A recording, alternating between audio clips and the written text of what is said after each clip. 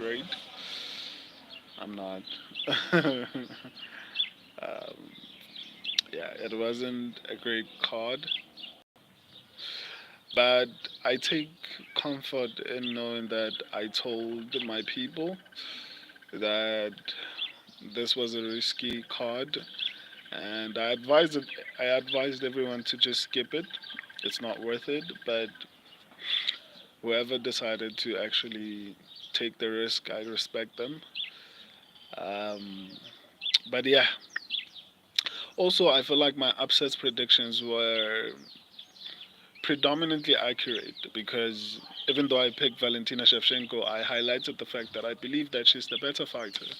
I just didn't like the fact that her fights against Grasso were declining with each fight. So the first fight was going great, and then she got submitted. The second one um, was close. So in my head, I was like, okay, it's declining. But you know what?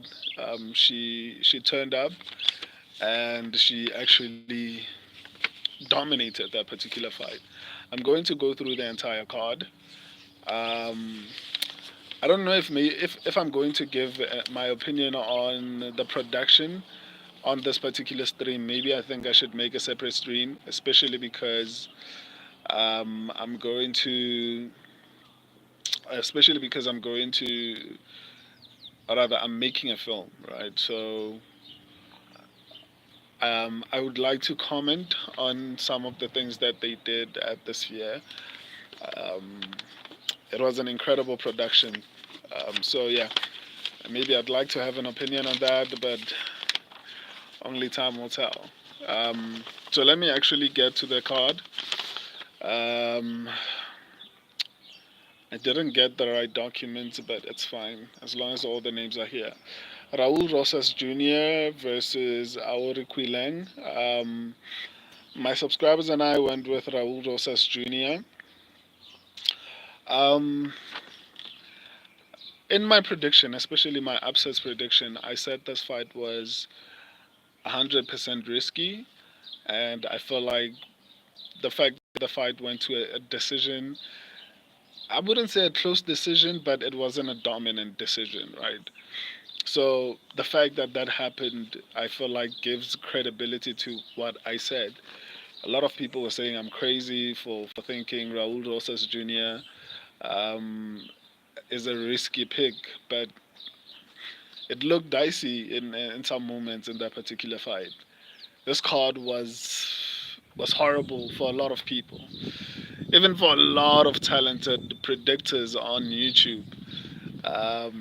There are incredibly talented predictors on YouTube, but even they, including myself, you know. But yeah, um, it was wild. Anyway, Raul Rosas Jr.'s performance, I expected it. I know a lot of people will say, well, he was fraud checked and everything like that. I don't believe he was fraud checked. I feel like that's one of the reasons why I was saying this fight is 100% risky, largely because I feel like, or I felt like, it was going to be closely matched. I felt like a lot of people were underestimating a lot of the underdogs on this particular card, especially with the Yasmin fight. A lot of people were calling Kathleen Souza, is it her name? Something like that. I'll get to that fight. But a lot of people were calling her a can. The same thing with Ode Osborne. A lot of people were calling him a can. And in my absence prediction and in my final predictions, I actually did highlight the fact that I don't feel that way. I felt like the fight would have been very close, and I did actually say that upsets were possible in those particular fights. Actually, let me not skip to other fights before I get to them. Let me finish with Raul Rosas Jr. So I did say that I felt like this fight would be close, and it was, you know. But normally, when I'm right about these type of things, I'm happier when my predictions were incredible. My 5 week win streak has officially been broken. I'm sad, but we move on. I'm back to take my L's. If you want to troll me, this is the perfect time to do it. This is the perfect time to do it. Anyway, my subscribers and I got this one right. Nothing to celebrate here. Um, I'm not happy that I got this one. Okay, I am happy, but it's not many that I got right. Anyway, on to the next one. Edgar Shires versus Joshua Van. My subscribers and I went with Joshua Van. This is another fight that my subscribers and I said was 100% risky. And the fight played out the way we predicted it, basically. We said that it was risky, and it was. Heavily so, because in the first round, I was like, oh my God, the Shires is going to beat Joshua Van. And then Joshua Van came back in the second round, and it was an incredible fight. The fights delivered. It's just that the lighting and there were some few things that felt off about the production, but the whole entire experience of the sphere and the movies and everything like that, it was incredible. But something felt off. But nonetheless, back to the fight. Van looked great. Okay, let me not say great. I think great is a strong word. I'd say decent. That was an incredible fight. There isn't much to say. I don't see Joshua Van becoming a champion. I think he's too short for the division, sadly, even though it's flyweight, but I feel like there should be a division lower because now a lot of people are someone who should normally be fighting at the bantamweight or flyweight, I mean featherweight, will most likely be fighting at flyweight, basically. Someone who should be fighting at bantamweight or featherweight usually fights at flyweight so that they can have the height advantage and then all these other things, the reach advantage. People like Charles Johnson, right? How did you do on your picks? I did terrible. Sven, I did horrible, my dude. But just know that you're not the only one. Um, there are a few good prediction channels on YouTube. Mine is one of them, and we all didn't do so great. We all didn't do so great. But the thing is, with my prediction strategy, right, there are things that I can adjust that would have allowed me to pick Caitlin Souza. Who else would I have picked? I think there are a couple of underdogs that I would have picked. My only concern is I don't know how effective it is long term because the one that I'm using right now, I've been getting one or two wrong for the past 5 weeks, right? So just because I had one bad night, I don't know if I should be trying to adjust it again. I think I should give it a chance, maybe up until the end of the year, and see how it does long term. But there are things I know I can do in order to make sure that if I adjust these few things in my prediction strategy, I would have been able to predict Valentina Shevchenko winning, Caitlin Souza, a couple of fighters that actually won. I would have been able to predict them, but I think I'm going to wait a little bit and just see how my current strategy because I started the strategy 5 weeks ago and this is the first time it was wrong. And the fortunate part is everyone, it wasn't just me, it just goes to show how wild this card was. But for me to be a really talent or a good prediction channel, I feel like I need to be accurate almost all the time. That's the standard that I've set for myself. But I think I'll wait a little bit before I change anything as far as my prediction strategy, especially for the next coming card. I think we'll see how that plays out in France, right? And depending on how that goes, I'll think about whether or not to sit down and maybe look at my strategy. But so far, it's really good. This is the first card that I've gotten more than two, actually more than three wrong in the past 5 weeks. So it has been doing really great for me. But yeah, I got off topic. Let me respond to Sven. This was my worst card ever, and first time officially going under 50%. Yeah, same as me. I think this is the first time since the beginning of the year that I've ever gotten 40%. Right, I have never gotten 40%. I don't think I have. Maybe last year because I started my channel last year, so I was still learning how to predict fights. So since the beginning of the year, especially since UFC 300, I don't think I've ever gotten 40%. Um, so yeah, it was a massive blow, but I feel a little bit comfortable. No, that's what I was saying at the beginning of the stream. I told the people who watch my live streams, I told them beforehand that guys, like, if you want to risk it, then it's fine. But this is going to be one of the riskiest cards that I've ever seen, and I think I said that a lot of times in the stream. And even if you look at my risky and safe predictions, there were only two fights that I felt like were safe, which were Sean O'Malley and Manuel Torres. I was horribly wrong, but nonetheless, every other fight, like, I've never had so many fights that I was saying were 100% risky. The Jasmine fight, a lot of people thought Katlin Souza was a can, but that's why I said it was 100% risky because I saw some few things that I was like, shit, this might cause an upset. Even in the Raul Rosas Jr. fight, that's why I said it was 100% risky. Because I saw some few things. Even in there were a couple of fights. Brian Ortega fight. I mean, what do you call him? Diego Lopez performed really well, but I'll get to that.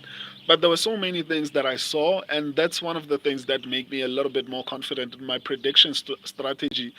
Because even though I didn't do so great, I was able to tell the people who watch my stream that if you want to take the risk, you can, but ultimately my advice was skip the whole card. Just skip the whole card.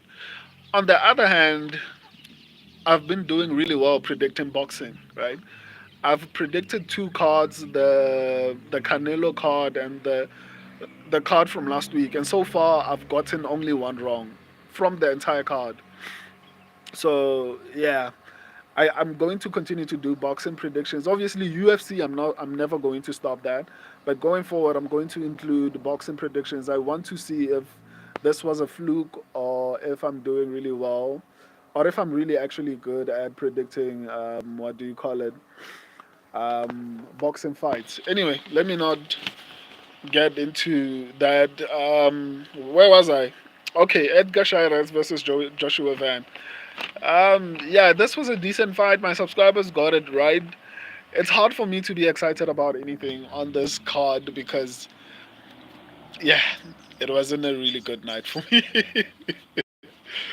Yeah, we got this one right. It was an incredible fight, but I feel bad for Joshua Van because he's going to be fighting people taller than him for the rest of his career, and it doesn't seem like he knows how to navigate around that. If you're struggling with Edgar Shirez, then what's going to happen to you when you get into the top 10, top 5? It's going to be a really rough experience. Anyway, on to the next one. Yasmin Yarigui versus Caitlin Souza. Um, my subscribers and I went with Yasmin. But in my upsets predictions, I said it was 100% risky.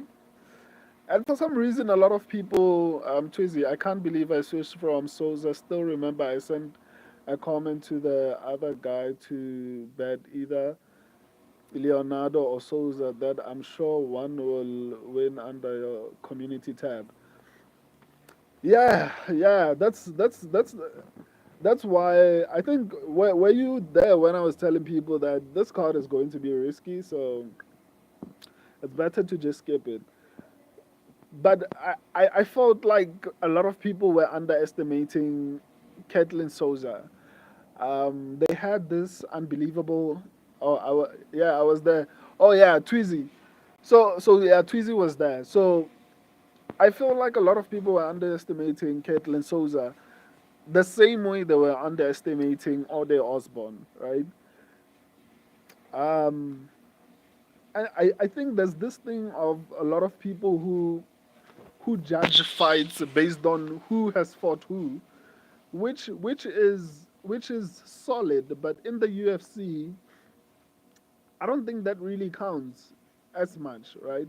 You can have a lot of experience and still lose. There are certain things that you have to look at when you look at at a fight, and I saw them in Caitlin Souza, and that's one of the reasons why I was like, this is 100% risky.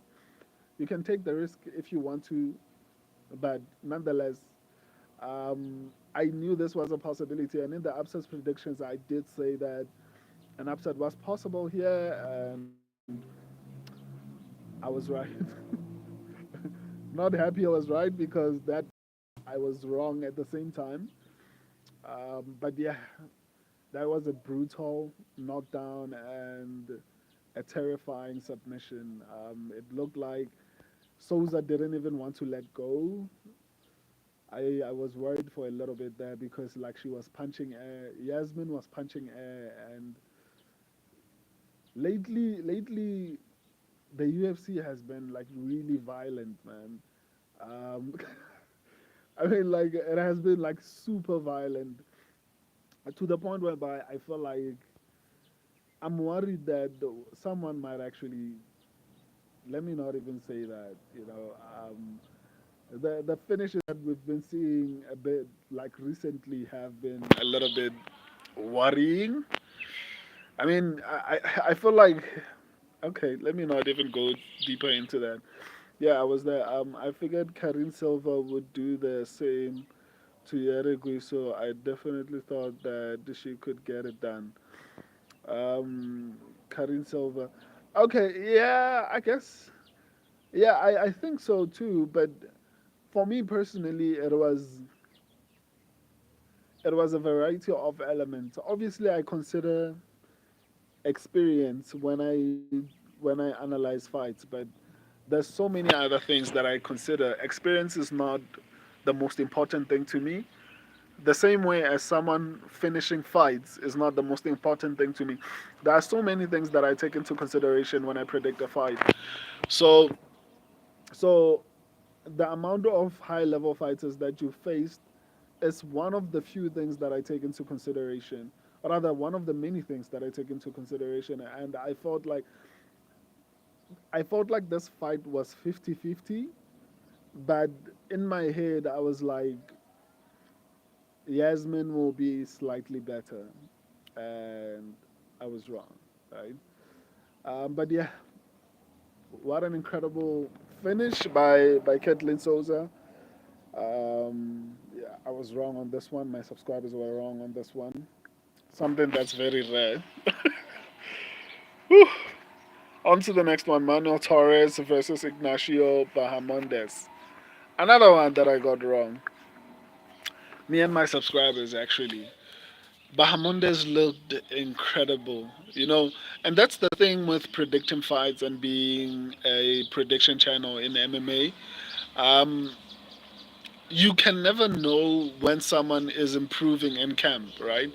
Someone can come and look like crap on one fight, and then when they come back in the next fight, they look like a different fighter. Because to me, when you look at Bahamondes's, okay, there are fights whereby he looked like he showed a level of improvement, but to me he didn't look like that good of a striker. In this fight, I mean, he looked like one of the best strikers, especially boxers, in the UFC. And in my opinion, I thought that would go to Torres, right? I felt like Torres would be better on the feet. Obviously, I did highlight the fact that I wasn't aware that Bahamondes was training with people like Habib, and I did say even in my stream that there's there's something about training with Habib that whenever you train with Habib, you elevate to a different level, like a championship level. And I did say that, but I was still a little bit confident that I think Torres would be able to find a way to win.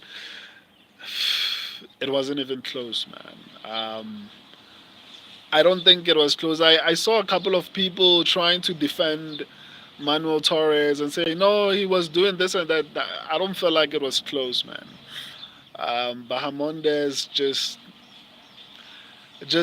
made it look like Torres didn't belong in there with him. It he made it was like watching a ranked contender fight a debutee, right? That's how it looked. Um, it was bad for Torres, man. This card broke my heart, man. Like this card really broke my heart. Tweezy, I thought I broke it down well with Yasmin being too reckless in her stand-up that Caitlyn needed the KO shot because she was outlanding her 2-1. I thought I broke it down well, but the wrong side. Yeah, yeah. I told a couple of people, there were a couple of people on the channel who were commenting and were down. And I was like, guys, don't feel too badly about it because my channel is dedicated to predicting fights, right?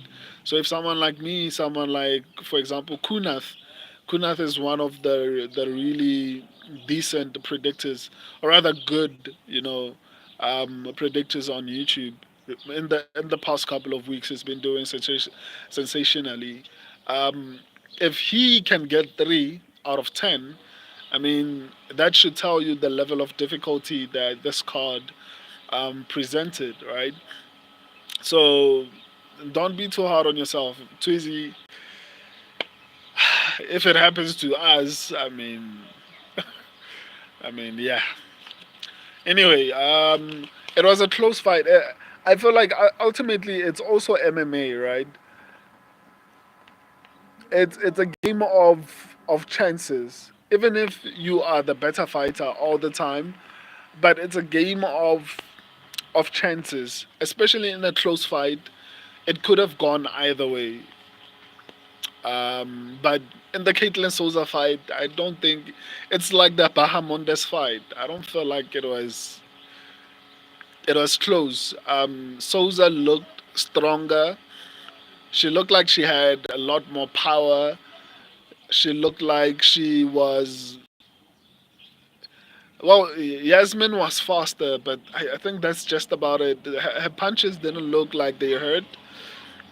Souza looked like the better grappler. Like there were so many things that I saw in that fight, and I immediately knew that Yasmin is going to lose. Right? Maybe I should consider. Actually, but I'll start doing live watch along streams once YouTube starts paying me because I need lights, I need a nicer background, I need a better camera. But I think I should do like watch alongs so that while the fight is happening, I can actually call it and tell you, Huru, okay, from the first few minutes, because I'm able to see based on the first few minutes of a fight how it's going to play out, who looks like they are going to most likely win.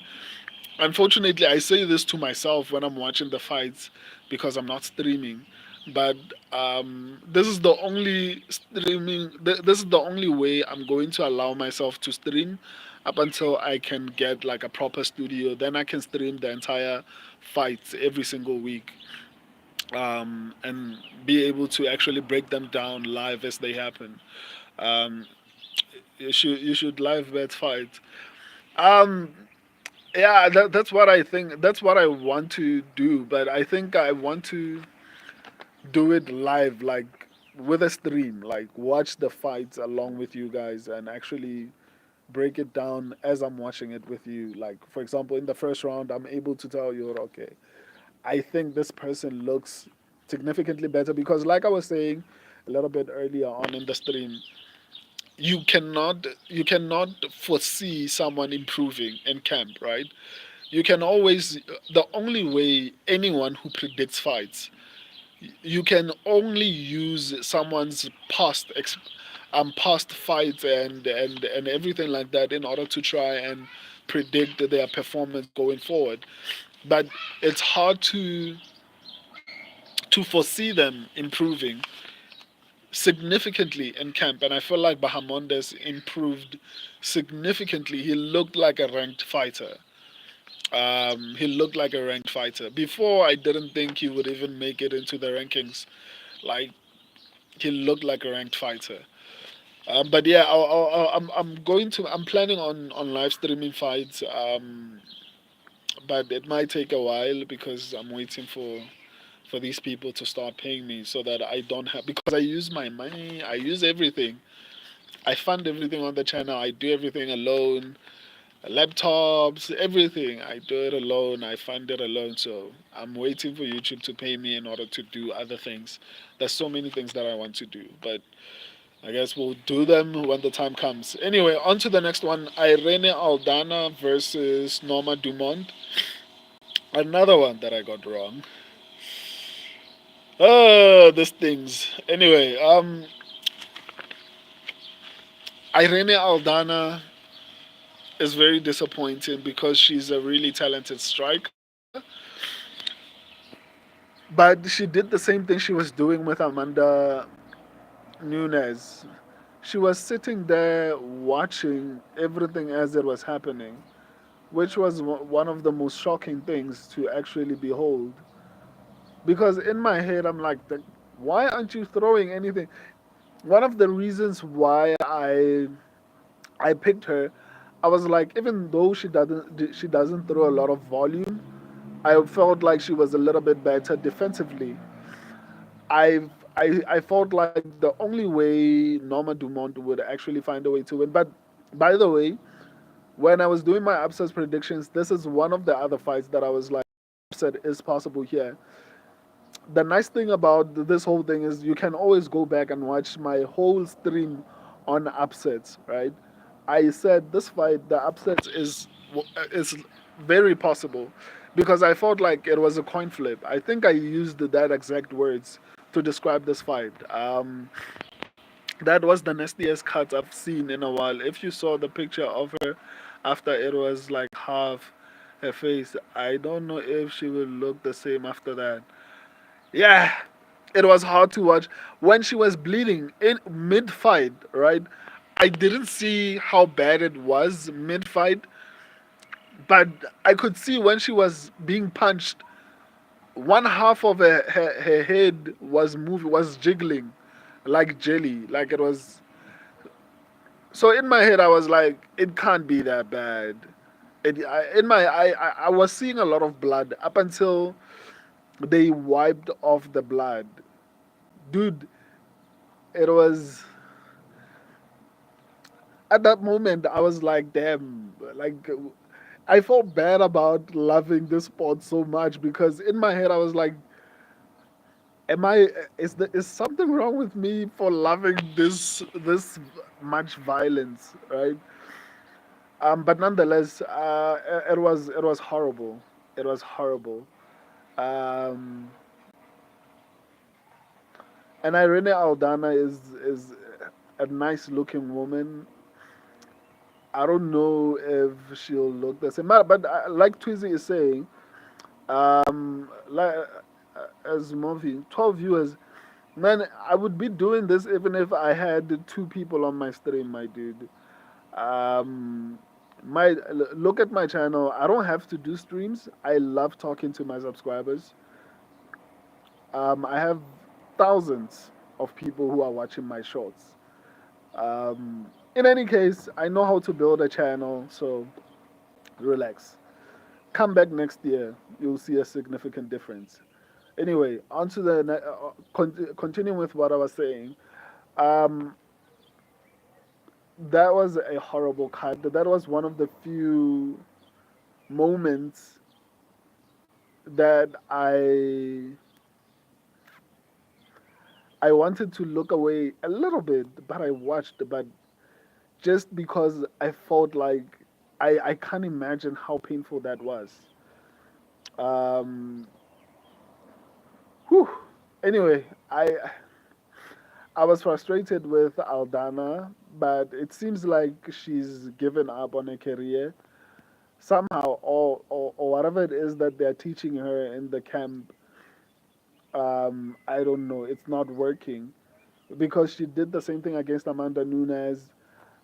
She allows herself to be leg kicked. Like, it's sad to see talent like this go to waste like this.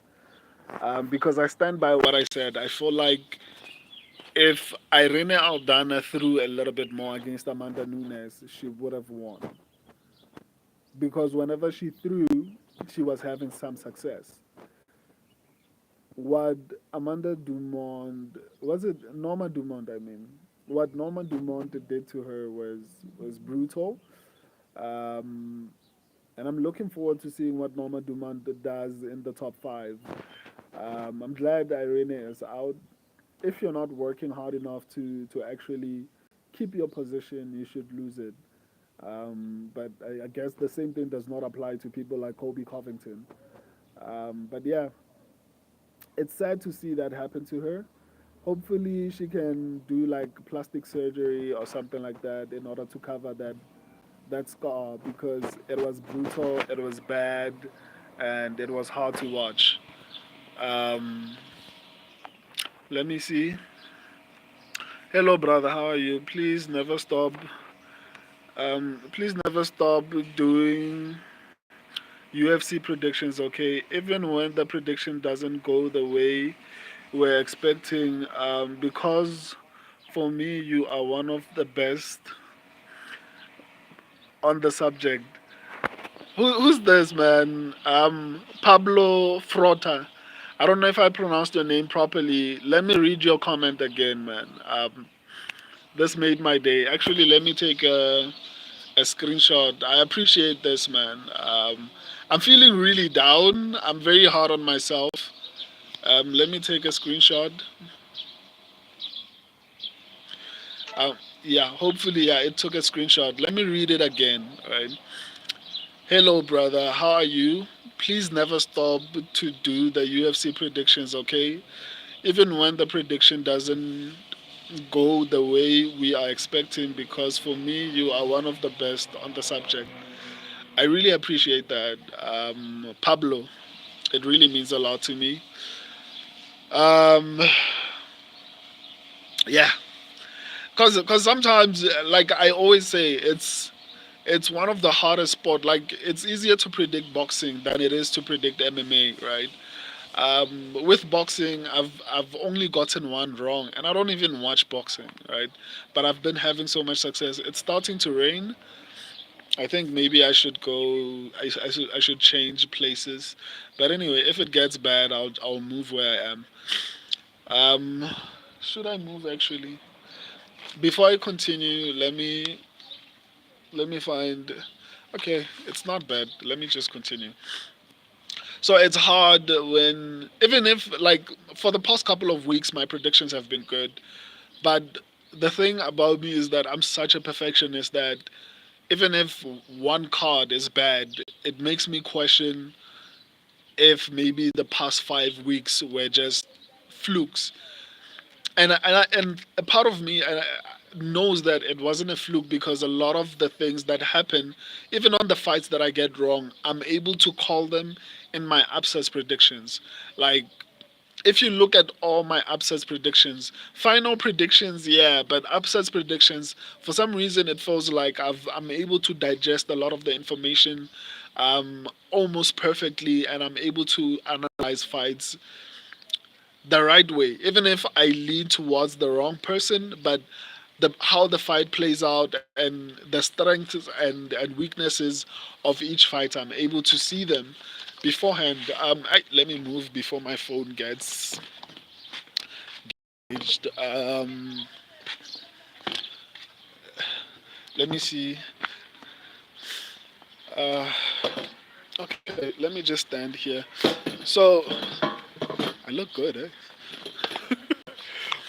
So even if okay, there's still rain here. I don't want to disturb my brother. He's working. Um, Damn. Anyway, let me try and continue.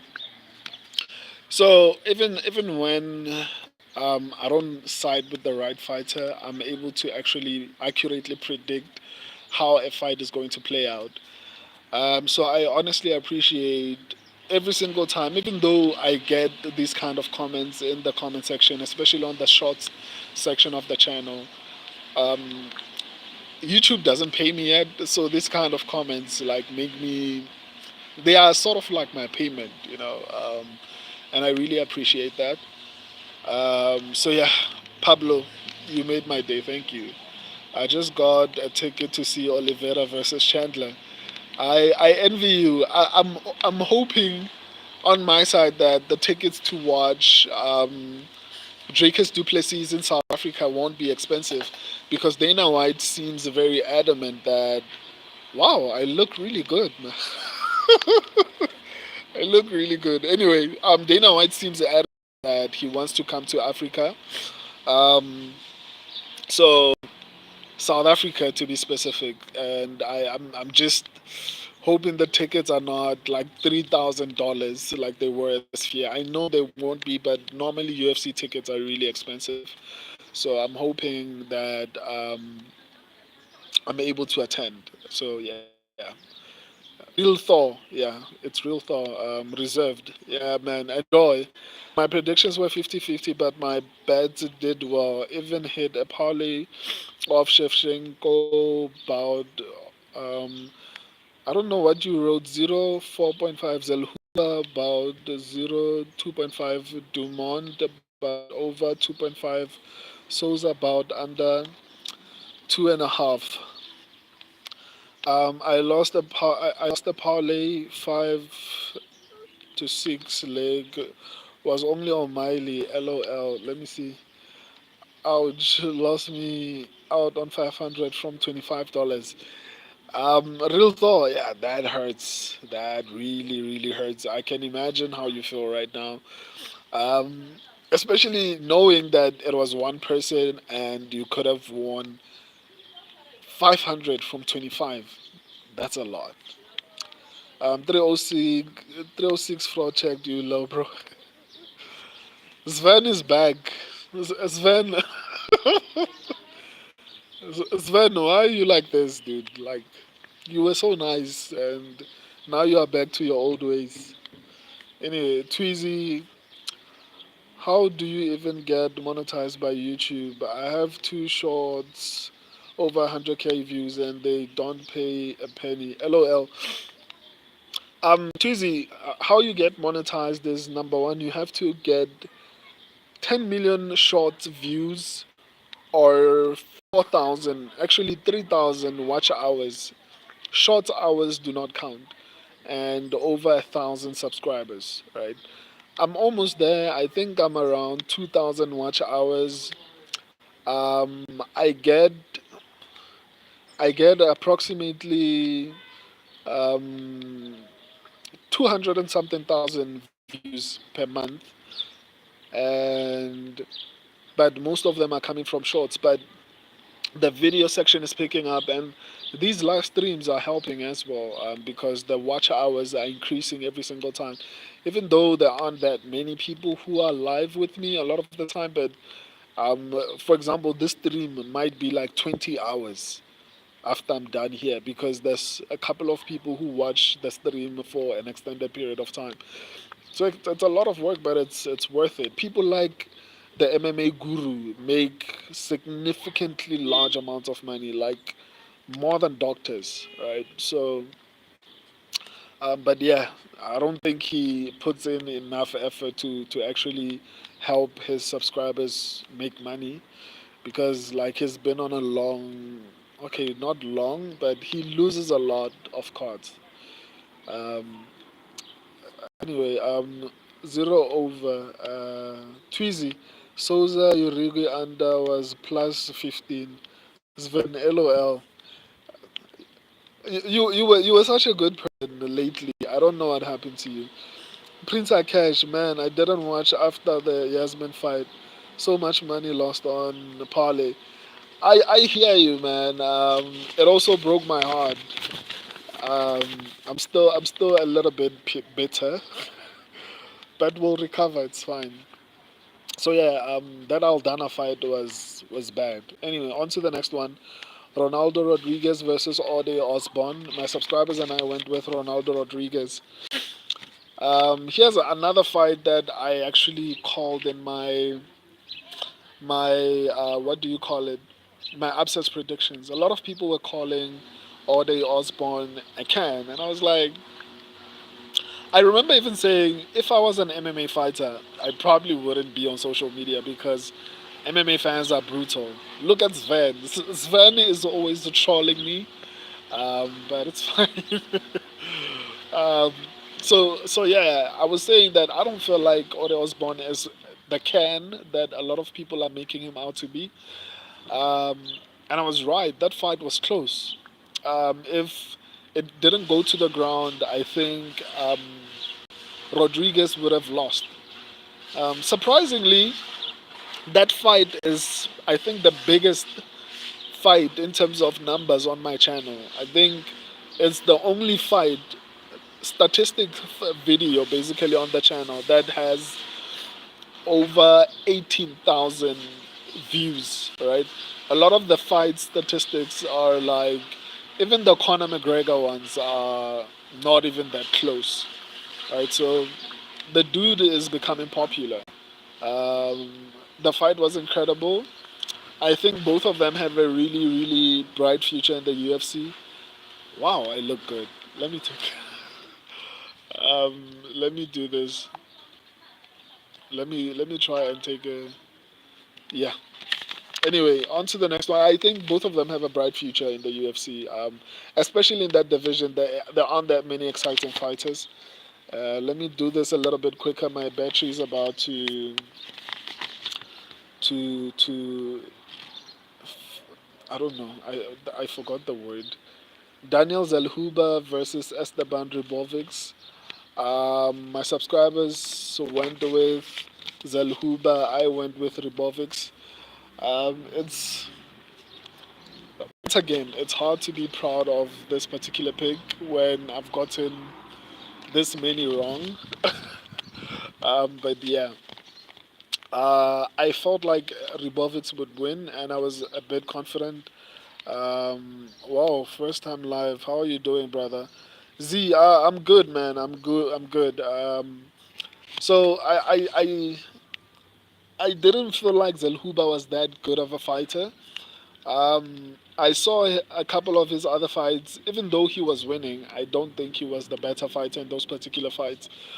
I felt like a lot of people were putting too much stock into him finishing fights, and they don't look at the skill per se, right? But who am I to say that? I mean, I said that the same thing about Sean O'Malley, and we saw what happened. So yeah, I'm happy with this. I can't wait for him to get into the octagon again. That was one of the most exciting fights, and I'm glad they got the bonus. Let me try and finish up. It's raining this side, so let me finish up.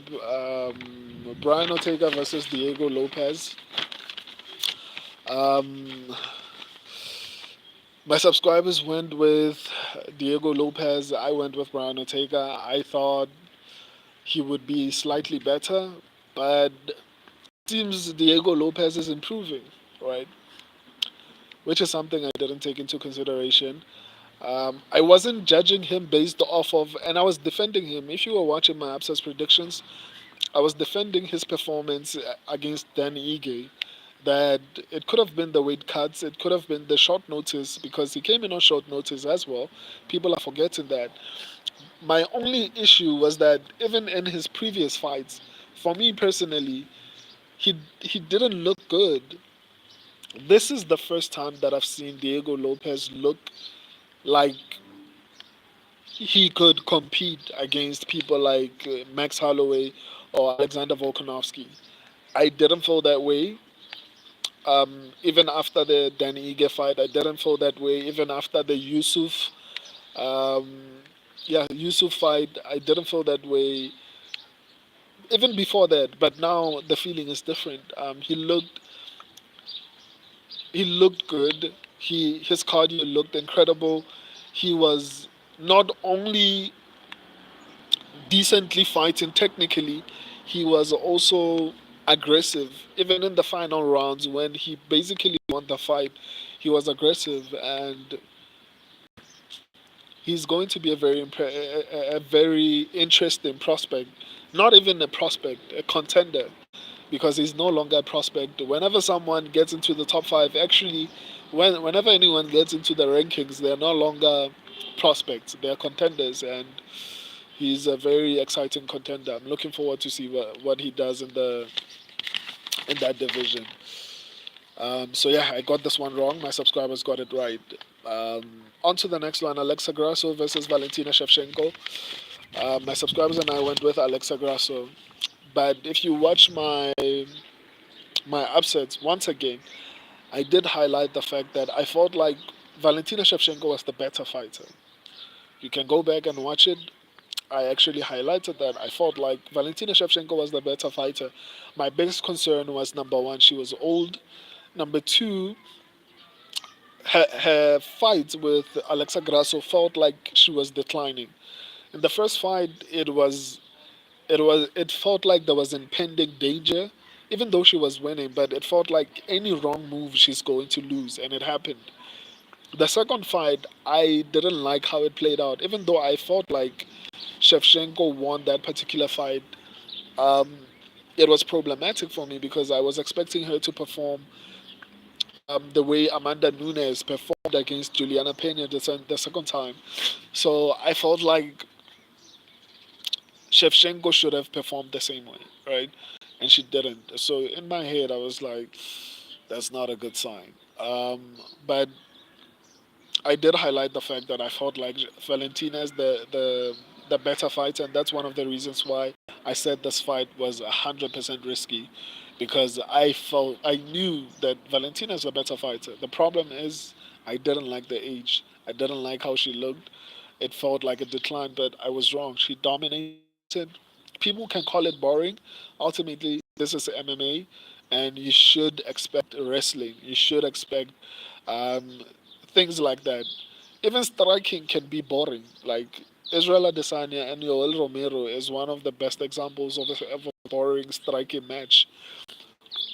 So I don't have a problem with how she fought, even though people are making too much of a big deal. Even with Merab, I just don't like the fact that Merab is ducking um, Umar Nomagomedov. I think maybe I'll make a separate video about that. But as far as the performances, I feel like people are complaining too much. It's MMA. It's not kickboxing, right? And people expect everyone to be like Hamza Chimaev or Habib Nurmagomedov or Islam Makhachev whenever the fight gets to the ground. Not everyone is that skilled, right? The same way not everyone is an Israel Adesanya or Alex Pereira on the feet. Not everyone is an incredible striker. So you can't expect everyone to be an elite level grappler. So I think it was a decently dominant performance for Valentina Shevchenko. Sure, there was nothing much happening on the ground, but she looked dominant. And for someone who's turning 37 in the women's division, she's turning around the clock. And the thing with Valentina Shevchenko, I feel like she dedicates so much time to her craft that that's one of the reasons why she performed the way she did. It's kind of like what people like Hamza, Habib, Islam, Umar, a lot of these guys spend a lot of their time training. So it's not surprising that they are so elite at what they do. So I feel like Shevchenko is the same way. People like Bilal. Bilal also won a belt, and he's like 36, turning 37 as well. So I guess if you dedicate so much of your time to the sport, it can give you an extra amount of years to perform at the highest level, right? I'll respond to the two comments once I'm done with this card. My battery is getting low, and I don't want it to turn off and then it's a problem. Yeah, I'm almost done. Sean O'Malley. I'm disappointed in Sean O'Malley. I feel like he was the better fighter. I'm frustrated that another thing with Alexa Grasso. Um, she was leading up to the fight. She was saying, Valentina Shevchenko cannot strike with her. She will have to wrestle. If you know that going into a fight, why was it so easy to take her down? I think her camp was a little bit dumb in teaching her to fight from her back as opposed to teaching her to get up, because it seems like that's where the flaw was. They knew she was going to take her down, but they felt like we submitted her before, so we can submit her again, and that was a horrible plan. A horrible, horrible plan against such an elite level fighter. The best thing they could have done is to try and help Alexa get up. I think her team failed her because they taught her how to fight from her back instead of teaching her how to stand up. It was a stupid plan, very stupid plan. Um, anyway, Sean O'Malley versus Merab. I don't know what's wrong with Sean. I felt like he was the better fighter. I said this in my prediction. This is one of the few fights, along with the Torres fight, right? Every other fight, I feel like I predicted pretty accurately, even how it would play out. I feel like I predicted it pretty accurately. But when it comes to the Torres as well as the Sean O'Malley fight, these are the two fights that blindsided me because I was really confident that Sean O'Malley would be able to deal with the wrestling, right? Sadly, I was mistaken. Um, he fought differently, right? And I'm not going to sit here and say, well, Sean O'Malley had an off night because that's not the case. People are saying the same thing about Leon Edwards. It's the wrestling. It does that to you, right? You are going to have to fight differently when you fight someone who's elite at what they do, and Merab is elite. I just hate the fact that he's busy ducking Umar because I want to see that fight, and I get it. I understand. I mean, Umar is better at wrestling, so and that's the only thing that Merab is good at is wrestling, right? And he's not going to out wrestle Umar, and he's definitely not going to outstrike him. So I feel like Merab is trying to get a couple of title defenses before he loses the belt, because I think he knows he in his head he has accepted the fact that Umar is going to beat him, right? But he's trying to avoid fighting him a little bit sooner. Like maybe if Umar gets maybe 2 or 3 fights, Merab will have defended his belt maybe 2 or 3 times as well. And even if he loses, it's not as terrible, right? I think that's what he's trying to do. He doesn't want to lose the belt after getting it.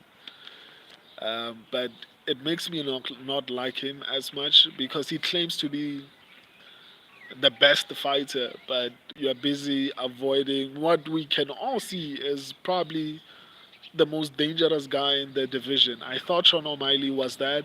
I was even worried for Umar because I was like, I don't think the fight will be able to go to the ground because I think I overestimated Sean O'Malley's ground game, especially because of the team and his teammates. I feel like that he has a really um, a couple of decent teammates, but yeah, it is what it is.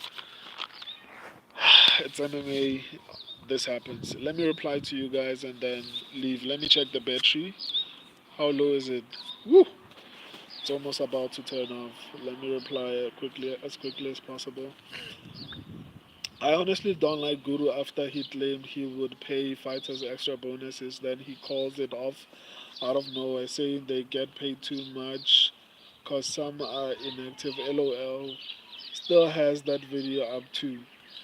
Yeah, he does a lot of crappy things, and people would just let it go, you know. And I'm not going to sit here and say that Guru is not entertaining. That's why he's successful. Like he's funny, he has charisma, he has a couple of elements. He doesn't need to be as horrible as he is in order to maintain the success that he chooses to be. So yeah, I don't feel like he cares about his predictions. I think he just does them because they get him views. Prince Akesh, Raul Chiwiwi is good, but in my opinion, he's not ready yet for the top 15 rank. Yeah, that's what I was saying at the beginning of the stream, man. I think he's really good, but he's going to have a big problem if he gets a ranked contender next. Wow, first time live. How are you doing, man? I'm good. I'm good. I think I answered this one. How are you doing? Tweezy Rich. Me too. Lopes looked actually good. I'm still not sold he beats Ilya and Max, but everyone under, I think he does. Yeah, I also am not yet sold, but he's improving, and that's something that I wasn't seeing in him. So I guess we'll see. Manon Fiorot beats her, in my opinion. Yeah, especially after how she looked against Erin Blanchfield and Rose Namajunas. I think Manon Fiorot beats Valentina Shevchenko. Um, Arotho Tiveni Naidu. Bro, I lost all my money by believing your. Okay, my predictions, dude, are for verification, right?